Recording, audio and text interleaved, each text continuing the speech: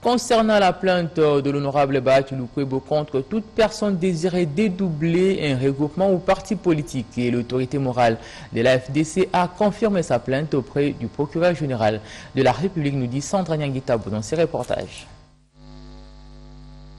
C'est sur le coup de 11 heures que Modeste Bahati Lukwebo, autorité morale du regroupement politique Alliance des forces démocratiques du Congo et alliés, a franchi ce vendredi 26 juillet 2019 les portes de l'immeuble de la CNCS qui abrite le cabinet du PGA, procureur général de la République. Accompagné des élus, des chefs des partis et personnalités politiques membres de l'FDCA, le collectif des avocats et cadres de ce regroupement, deuxième force politique de la République démocratique du Congo, Modeste Bahati, déterminé à décourager toute entreprise machiavélique de celles et ceux qui veulent dédoubler son regroupement politique AFDCA. Bahati Lukwebo confirme sa plainte déposée par ses avocats le 18 juillet dernier contre le coordonnateur du Front commun pour le Congo et quelques cadres de l'FDCA qui vont tenter cette besogne.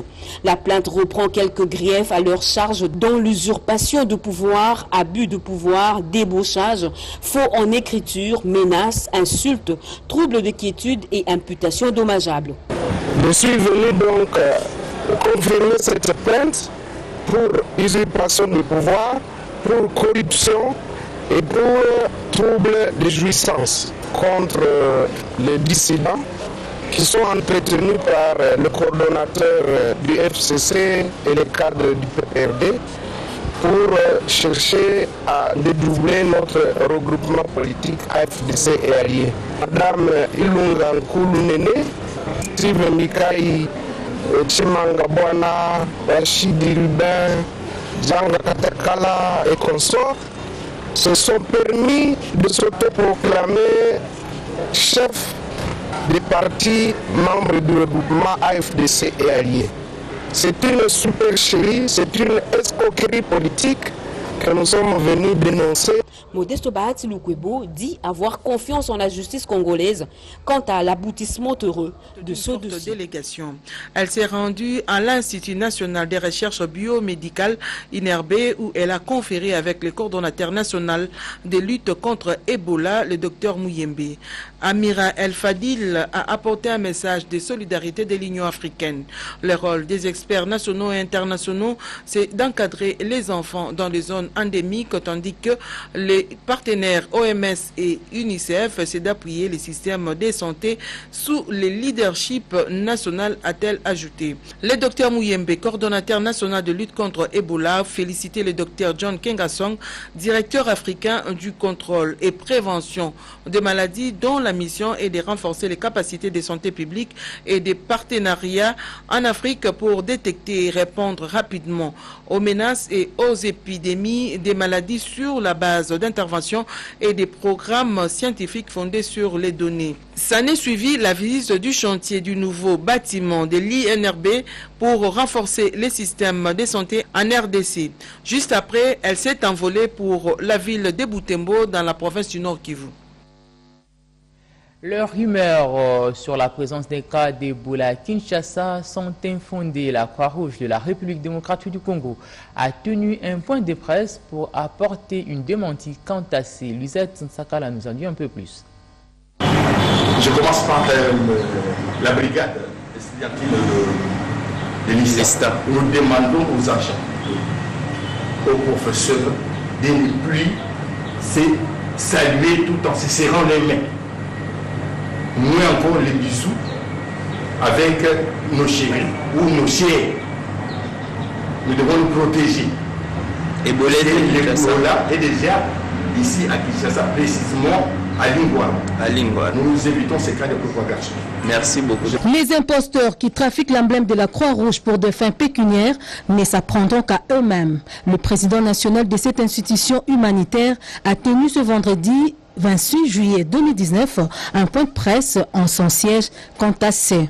Grégoire Matesso a affirmé qu'il n'y a aucun cas suspect d'Ebola à Kinshasa, plus précisément dans la commune de Lingwala. Ici, la Croix-Rouge n'a participé de loin, n'a envoyé de loin ou de près quelqu'un qui pourrait lancer des messages de pareil. C'est un message que vous avez observé, quand vous observez dans tout ça, vous allez voir que c'est un message, c'est le montage d'un groupe mal intentionné. Nous ne connaissons pas l'objectif de leur mission.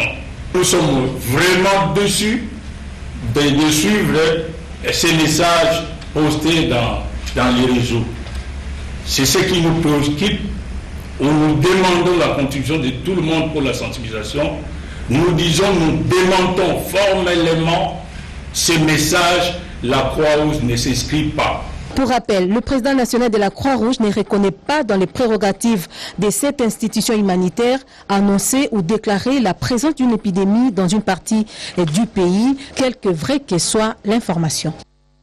C'est depuis hier qu'a pris fin la campagne pour la course au perchoir de la Chambre haute du Parlement et c'est 27 aujourd'hui donc que l'on va connaître de qui parmi Batou Lukwebo ou d'Alexis Tambwe-Mamba va présider cette Chambre du Parlement. Cette question a fait débat entre le président du bureau provisoire de cette Chambre du Parlement et les ministres d'État belges et ancien président de la Chambre des représentants du Royaume de Belgique. Suivez ce reportage. La technique électorale, les dernières élections des sénateurs et le faible pourcentage des sénateurs réélus, autant de sujets qui ont fait l'objet de l'entretien ce vendredi entre le président du bureau provisoire du Sénat, Léon Mamboléo, et le ministre d'État belge, Herman Decro, en séjour à Kinshasa. Cette entrevue s'est déroulée à la veille de l'élection du nouveau bureau définitif du Sénat, un moment particulier selon l'homme d'État belge. Sur la situation politique en RDC, Herman Decro a fait savoir par ailleurs que la Belgique est toujours intéressé à aider le Congo. Mais la Belgique est toujours intéressée à aider le Congo. Et il y a de nouveau une phase de, comment dirais-je, de progrès dans les relations. Et c'est bien. Nous sommes à égal du Congo, le Congo est à égal de nous. Il n'y a pas de relent du passé en rien du tout, pas dans mes yeux et pas dans les yeux des responsables belges. Et nous voulons assumer, à la demande des Congolais, notre contribution au renouveau, au défi de la démographie du Congo. L'impact de la démographie a joué un rôle et joue un rôle capital dans ce grand pays. Le ministre d'État belge a d'autre part précisé que son pays veut assurer sa contribution au renouveau en RDC en dépit des défis énormes liés notamment à une démographie galopante. C'est un message d'encouragement du ministre ad intérim du sport au Léopard Basket qui affrontera l'équipe kenyane de basket pour la course de la Coupe d'Afrique Mali 2019. On écoute Jean-Pierre Lissanga Bonganga. À l'occasion de la finale de la Coupe d'Afrique des nations de basketball qui oppose les léopards de la discipline à l'équipe nationale correspondante du Kenya ce samedi 27 juillet 2019 au Mali. Le gouvernement de la République par ma voix apporte tout son soutien à nos basketteurs. Encore une fois, les drapeaux congolais flottent dans l'enceinte du palais des sports Salamatou Maïga de Bamako, où se déroule cette compétition africaine, preuve palpable de l'implication du premier sportif congolais, son Excellence Félix Antoine Tshisekedi Tshilombo, président de la République, chef de l'État, pour la promotion du sport congolais. Nous avons eu à le dire, aucune discipline sportive ne sera négligée. Pour mémoire, c'est en 1975 qu'une équipe nationale de basketball en version masculine avait atteint ce niveau. C'est un exploit qui mérite nos encouragements. Pour le reste, demandons à nos léopards basketball d'aller jusqu'au bout pour mériter de la nation. Bonne chance à nos léopards basketball. Je vous remercie. En ce jour de travail dans le Congo central, le président du conseil d'administration de l'Office congolais des contrôles a profité de son séjour dans ce coin du pays pour visiter les installations de cette entreprise à Mwanda. Jacques Méger. Après l'étape de Matadi, chef-lieu de la province du Congo central, le président du conseil d'administration de l'Office congolais des contrôles s'est rendu dans les territoires des Mwanda.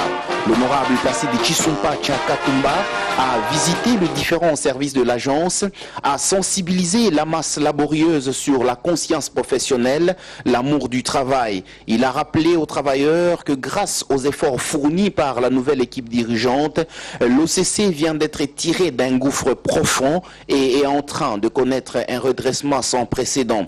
Le PCA, placé de Chisumpa Tchakatumba, a présidé en rafale une série de réunions avec le staff dirigeant de l'agence des Mwanda, les syndicalistes qui lui ont remis un mémo et les femmes affectées dans le territoire de Mwanda. L'honorable placé de Chisumpa Tchakatumba a inspecté le laboratoire de l'OCC spécialisé en analyse des produits pétroliers. C'est avec regret qu'il a constaté que le bâtiment du labo nouvellement construit est fissuré et lézardé. Nous avons deux organes. Nous avons le conseil d'administration et la direction générale. Le conseil d'administration est l'organe de décision, d'orientation et l'autorité budgétaire.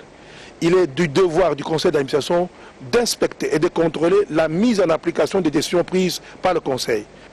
Et je viens de remarquer qu'il y a des petites choses qu'il faut réparer par l'entrepreneur qui a construit ce bâtiment. J'invite toutes les entreprises d'exploitation pétrolière ici et les importateurs de produits pétroliers qui sont en Mwanda de faire analyser leurs produits au laboratoire de l'OCC. Nous avons la qualité, nous avons l'expertise, nous avons la compétence, nous avons les agents bien formés dans le cadre des analyses et nous avons le laboratoire bien équipé.